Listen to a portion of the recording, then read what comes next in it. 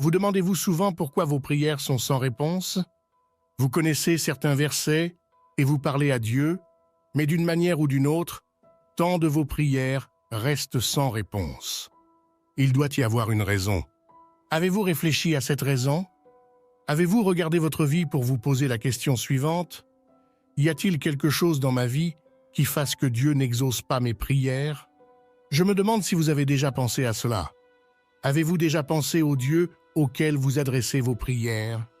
Vous soutenez « tout le monde croit en Dieu ». Tout le monde ne croit pas au seul vrai Dieu.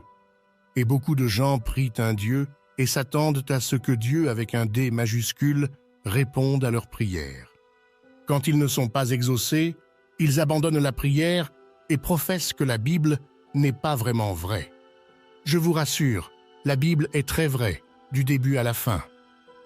J'aimerais que vous écoutiez attentivement ce message, parce qu'il se peut que vous découvriez l'une des raisons pour lesquelles vos prières sont sans réponse. Prenons le chapitre 12 des Actes des Apôtres. C'est un passage que nous allons prendre au verset 1.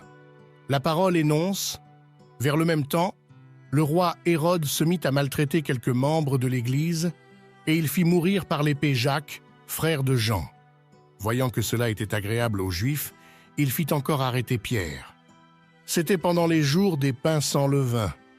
Après l'avoir saisi et jeté en prison, il le mit sous la garde de 4 escouades de 4 soldats chacune, 4 escouades, cela fait 16, avec l'intention de le faire comparaître devant le peuple après la Pâque. Pierre donc était gardé dans la prison, et l'Église ne cessait d'adresser pour lui des prières à Dieu. Souvenez-vous de cela. L'Église ne cessait d'adresser pour lui des prières à Dieu. Dans une autre traduction, il est écrit « avec ferveur ». Diriez-vous que vous priez avec ferveur? Ou diriez-vous simplement « je ne sais pas si c'est avec ferveur ou non, je prie tout simplement ». Regardons ce qui se passe ici et découvrons peut-être quelque chose sur votre propre vie de prière. Ici, Hérode a fait tuer Jacques. Cela semblait satisfaire les Juifs qui détestaient les chrétiens. Du coup, il a fait arrêter et mettre en prison Pierre. Pierre est maintenant en prison et sa mort est imminente. Il est très évident qu'il a l'intention de le tuer, de le faire sortir devant le peuple et de le faire trépasser par l'épée comme il l'a fait avec Jacques. Il s'est figuré qu'il ferait plaisir aux Juifs en tuant des chrétiens. Le résultat est que les chrétiens se sont rassemblés chez Marie, nous relate l'Écriture au verset 12, et là, ils se sont réunis pour prier pour Pierre. Jacques a été très certainement tué sans aucun avertissement. Voici Pierre, leur chef, qui va l'être aussi. Ils savent qu'il va subir le même sort. Ils prient, mais doivent avoir du mal à le faire, car Jacques était déjà mort. Ils savent comment un prisonnier est emprisonné par les Romains. Ils prient sans cesse pour que Dieu le libère. Versets 6 à 11. La nuit qui précéda le jour où Hérode allait le faire comparaître, Pierre, lié de 2 chaînes, dormait entre 2 soldats, et des sentinelles devant la porte gardèrent la prison. Et voici, un ange du Seigneur survint, et une lumière brilla dans la prison. L'ange réveilla Pierre en le frappant au côté et en disant « Lève-toi promptement !» Les chaînes tombèrent de ses mains. Et l'ange lui dit « Mets ta ceinture et tes sandales. » Et il fit ainsi. L'ange lui dit encore « Enveloppe-toi de ton manteau et suis-moi. » Pierre sortit et le suivit, ne sachant pas que ce qui se faisait par l'ange fut réel et s'imaginant avoir une vision. Lorsqu'ils eurent passé la première garde, puis la seconde, ils arrivèrent à la porte de fer qui mène à la ville et qui s'ouvrit d'elle-même devant eux. Ils sortirent et s'avancèrent dans une rue. Aussitôt l'ange quitta Pierre.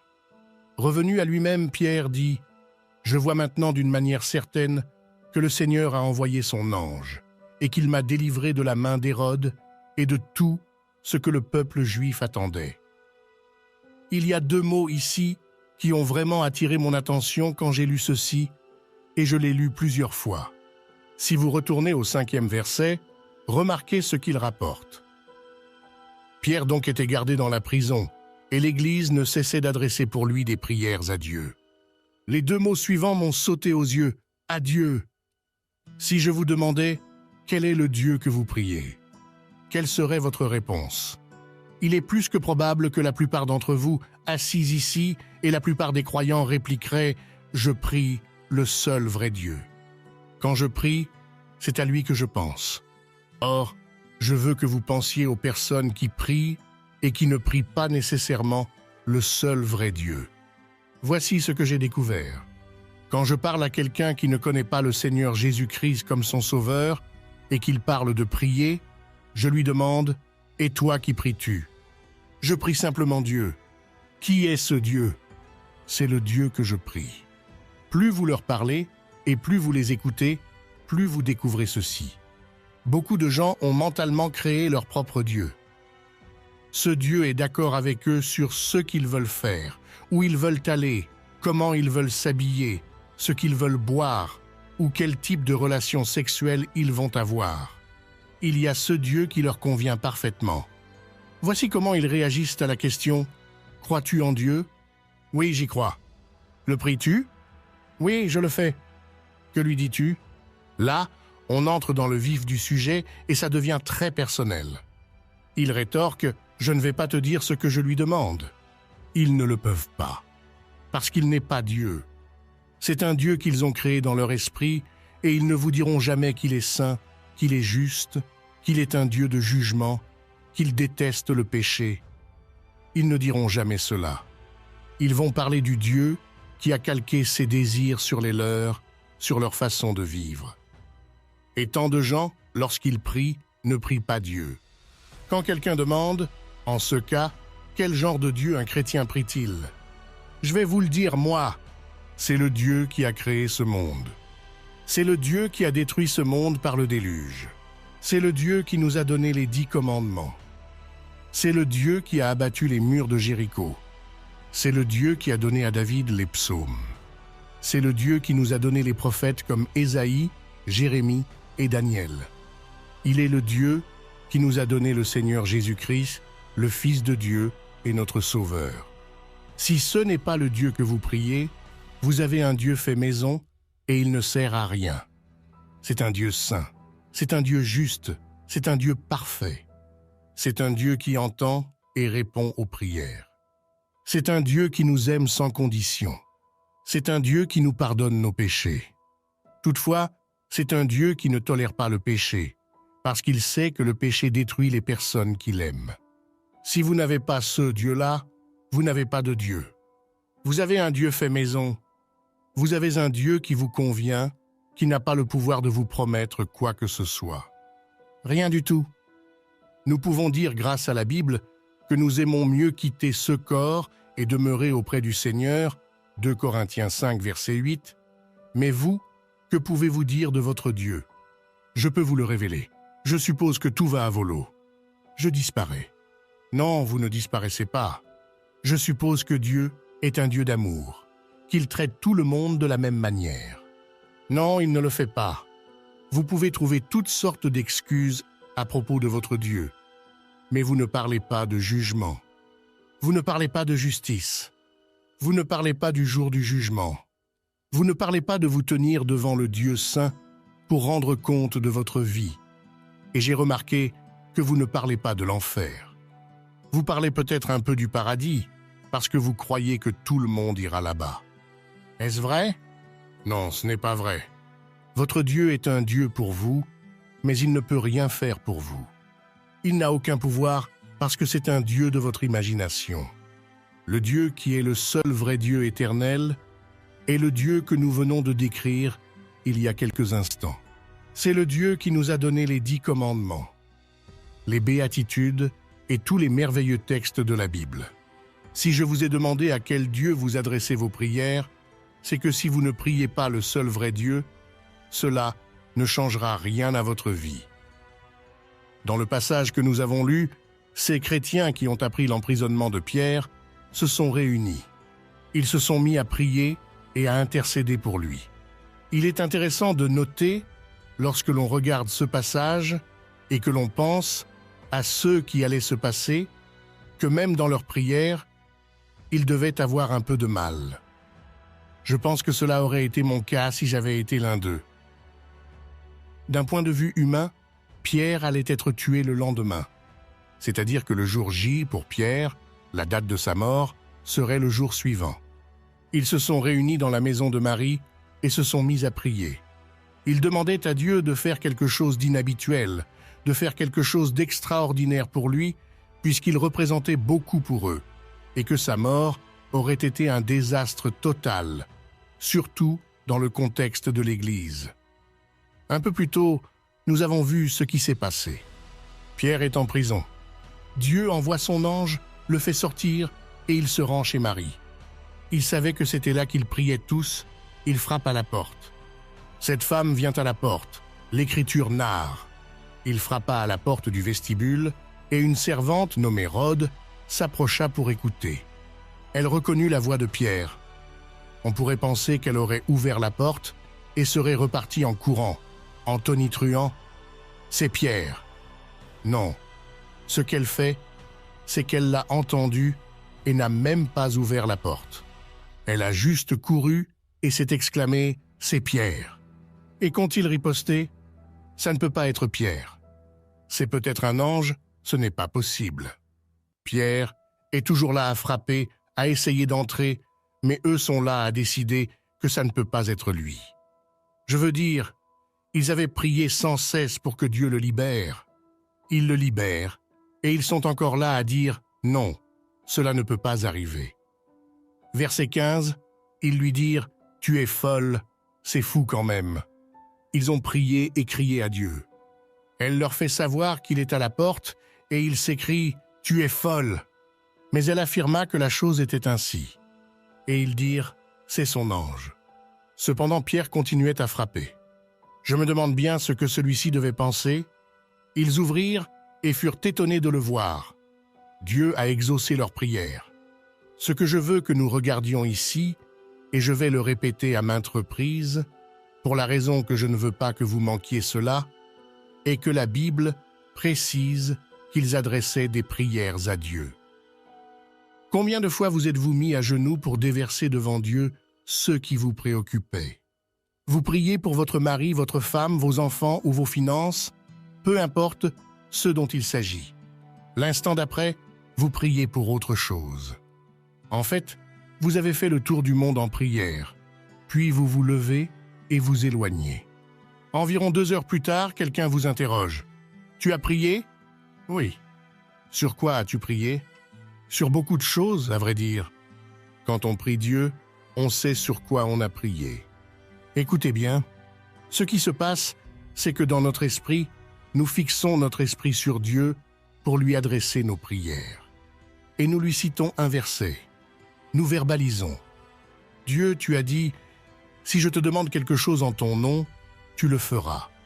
C'est donc au nom de Jésus que je te prie. » Nous commençons à prier, puis nous passons à autre chose, et Dieu se perd dans toute cette affaire. Enfin, pour terminer, nous concluons au nom de Jésus, Amen. Nous ne savons même pas ce que cela signifie. Au nom de Jésus, Amen. Une grande partie de notre prière n'est par conséquent pas fructueuse parce que nous ne nous adressons pas à Dieu. Je prie Dieu pour mes finances. Je prie Dieu au sujet de mon mari ou de ma femme.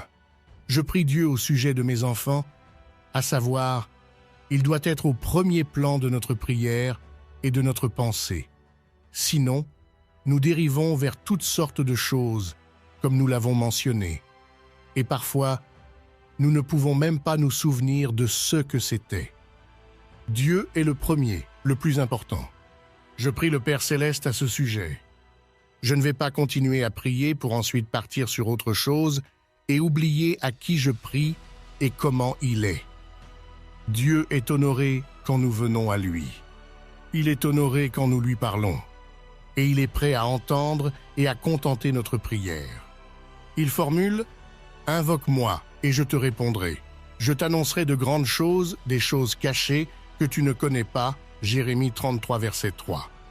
S'il peut fendre la mer Rouge, abattre les murs de Jéricho et nous donner les 10 commandements, il peut combler toute prière qui correspond à sa volonté et à son plan pour notre vie. Je voudrais que vous remarquiez autre chose ici à leur sujet. L'Écriture relate « Et l'Église ne cessait d'adresser pour lui des prières à Dieu, sans cesse ou avec ferveur. Vous savez ce que cela exprime? Qu'il y a un certain enthousiasme, un certain sentiment, une certaine croyance, avec ferveur. Laissez-moi vous poser une question. Aimez-vous vos enfants avec ferveur? Je suis sûr que c'est le cas. Sans cesse ou avec ferveur implique que mon cœur y est. Quand je parle à Dieu avec ferveur, cela expose que je veux lui citer un verset. Et nous en citons dans nos prières, non pas pour rappeler quelque chose à Dieu, mais pour quoi faire? Pour nous rappeler ce qu'il nous a promis lorsque nous venons à lui en priant. Lorsque Jésus devait affronter la croix, l'Écriture soutient qu'il priait plus instamment. Dans Luc 22, verset 44, il priait avec ferveur, c'est-à-dire qu'il était en train d'agoniser. Je me demande à quand remonte la dernière fois où vous avez pu dire honnêtement « J'ai prié avec ferveur pour un tel ». Cela indique que vous y avez mis tout votre cœur. Cela dénote que vous avez peut-être pleuré en son nom, que vous avez maintenu Dieu. Je ferai tout ce que tu dis, tout ce qu'il faut pour l'aider à traverser cette situation qu'il traverse. Dieu, au nom de Jésus. Avec ferveur, notifie de tout cœur. Souvent nous assurons à quelqu'un « Je vais prier pour toi ». Nous ne devrions pas dire ça si nous ne le pensons pas. Si je certifie à quelqu'un que je vais prier pour lui, je vais prier pour lui. Je veux faire quelque chose pour me rappeler que je lui ai promis que je prierai pour lui. Dressez une liste. Si vous voulez que Dieu fasse quelque chose, plusieurs choses, le fait de vous adresser à lui une seule fois ne suffira pas. En effet, pour certaines questions et situations, Dieu doit avoir le temps de les arranger afin d'accomplir vos prières. Si vous ne priez qu'une seule fois et que vous vous lamentiez, Dieu n'a pas agréé ma prière, vous ne lui donnez pas la possibilité de satisfaire votre prière de la manière dont il veut le faire et de la manière qui lui permettra de recevoir le plus de gloire pour vous bénir. La prochaine fois que vous aurez une requête, souvenez-vous que c'est ainsi qu'il faut vous adresser à lui. Il annonce « Invoque-moi et je te répondrai. Je t'annoncerai de grandes choses, des choses cachées, que tu ne connais pas, que tu ne comprends même pas. » Si je m'enquière, avez-vous une liste? Si vous êtes très sérieux au sujet de votre vie de prière et des personnes pour lesquelles vous priez, vous allez faire quelque chose qui vous rappelle de continuer à prier jusqu'à ce que Dieu change les circonstances. C'est pourquoi j'ai une liste. Quel genre de liste? Il suffit de décrire en haut de la liste « liste de prière ». Vous pouvez y écrire le nom de la personne et ce que j'ai découvert il y a longtemps de cela et qui est bien à faire est de mettre une date à côté, celle du jour où j'ai commencé. Il se peut que dans 3 jours, j'inscrive une autre date en rédigeant « prière exaucée ». Mais cela peut prendre 3 mois, 6 mois. Il y a eu des cas qui ont pris plus longtemps que cela. Il y a certaines personnes pour lesquelles j'ai prié et prié et prié. Et jusqu'aujourd'hui, je ne peux toujours pas mettre de date. Au moins, je m'en souviens. Et au moins, je peux encore prier pour cette personne, pour que Dieu la change d'une certaine manière ou apporte quelque chose dans sa vie. La question est de savoir si je prie avec ferveur, pour la raison que j'aime cette personne, parce que je me soucie d'elle. Je ne vais pas prier pour tout le monde de la même manière. Vous ne le ferez pas. Plus les gens sont proches de vous, plus vous allez probablement prier pour eux, plus vos prières seront sincères. Vous allez prier plus intensément pour quelqu'un que vous aimez sincèrement ou pour quelqu'un que vous voyez prendre la mauvaise direction. Il y a des gens à qui j'ai recommandé « Ne fais pas ceci, ne fais pas ça, je te dis de ne pas faire ça ». Malheureusement, ils se sont dirigés dans cette même direction. Je priais Dieu pour qu'il trébuche, qu'il tombe, qu'il se blesse, peu importe, mais qu'il soit bloqué. Dieu, empêche-les de mener cette vie. Cela ne m'apportera rien de prier pour que Dieu bloque quelque chose pour eux. Je veux voir Dieu agir dans leur vie. C'est pourquoi il déclare que nous devons prier avec ferveur. La troisième chose que je veux que vous remarquiez, c'est que la prière qui touche Dieu peut être faite par ceux qui s'accordent les uns avec les autres et qui sont dans la volonté de Dieu. À titre d'illustration, si j'ai un gros fardeau sur le cœur à propos de quelque chose, Je vais parler à quelqu'un qui est assis ici, par exemple, et je vais dire à cette personne, « Voici ce qui me préoccupe vraiment. Prions à ce sujet ensemble. » Il y a quelque chose sur le fait de s'accorder. Si deux d'entre vous s'accordent sur la terre pour demander une chose quelconque, elle leur sera accordée par mon Père qui est dans les cieux. Matthieu 18, verset 19. Il s'en mêle. Il y a quelque chose dans le fait de prier ensemble. Plus votre blessure est profonde, plus votre douleur est grande, plus il est probable que vous demanderez à quelqu'un de prier avec vous. Pas seulement de prier pour vous, mais prier avec vous. Et si je vous demandais aujourd'hui, combien d'entre vous ont un partenaire de prière? Vous direz, je n'ai besoin de personne pour prier pour moi. Si vous en avez besoin. Nous avons tous besoin de quelqu'un qui prie pour nous. Nous avons tous besoin que quelqu'un prie pour nous. Nous avons besoin que quelqu'un prie pour nous, afin de nous avertir si nous allons dans la mauvaise direction. Au fil des ans, des gens sont venus me voir et m'ont demandé si j'étais sûr de ce que je faisais. Si une personne pieuse me questionne, « Es-tu sûr que c'est la bonne chose à faire ?» Je ne vais pas être orgueilleux et égoïste en débagoulant. « Oh, absolument, j'en suis certain. » Si vous m'interrogez à ce sujet, je dirais « Dieu, je veux que tu clarifies cela dans mon esprit, pour être assuré que je vais dans la bonne direction, que je demande la bonne chose pour le bon objectif, le bon motif, et ainsi de suite. » Dieu est si disposé à nous accorder les besoins, les désirs de notre cœur, lorsque nous venons à lui avec un cœur pur, un esprit ouvert, disposé à l'écouter, disposé à lui obéir. La chose la plus puissante que vous et moi puissions faire est de prier. Nous devons prier Dieu. Nous devons prier avec ferveur, avec cœur. Nous devons prier dans sa volonté pour ce qu'il veut et ce qu'il désire pour notre vie. Et l'une des meilleures choses que nous puissions faire, cela nous aide et aide quelqu'un d'autre, est d'avoir quelqu'un avec qui nous prions, parce que nous avons tous besoin d'être tenus pour responsables. Une personne qui ne veut pas rendre de compte est sous l'emprise de quelque chose qu'elle ne devrait pas avoir. La responsabilité est une zone de sécurité pour nous, pour ce que je dis, pour où je vais, avec qui j'y vais, ce que je dépense. Autrement dit, je veux être responsable. C'est une zone de sécurité. Quelqu'un avancera, je veux la liberté. Tu veux la liberté de détruire ta vie? La liberté de t'endetter? La liberté d'avoir des relations avec des gens avec qui tu n'as rien à faire? La responsabilité est un filet de sécurité pour chacun de nous.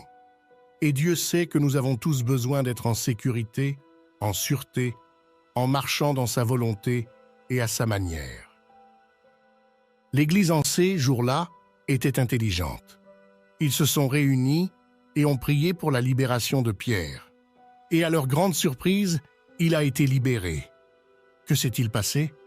Pierre a vécu longtemps après cela. Je vous demande simplement ceci. Si vous deviez décrire votre vie de prière, à quoi ressemblerait-elle? Je dis mes prières le soir. Que veux-tu dire par dire tes prières le soir? Je comprends ce que tu dis, mais si tu ne fais que prier le soir avant de te coucher, je peux te dire dès maintenant que tu vas avoir des problèmes. Tout d'abord, il se peut que tu sois aux 2/3 endormi avant de te mettre à prier. De ce fait, tu ne sais même pas ce que tu dis. Autant reciter la prière que ma mère m'a enseigné très tôt dans la vie, avant que je ne sache ce qui se passait. Maintenant, je me couche pour dormir. Je prie le Seigneur de garder mon âme. Si je devais mourir avant de me réveiller, je prie le Seigneur de prendre mon âme. Je pense que c'est mieux que rien, mais ce n'est pas la meilleure façon de prier. Nous en rions, mais la prière est une affaire sérieuse. Il faut prier le Dieu Tout-Puissant par l'intermédiaire de son Fils Jésus-Christ, qui est mort sur la croix et a versé son sang pour votre péché.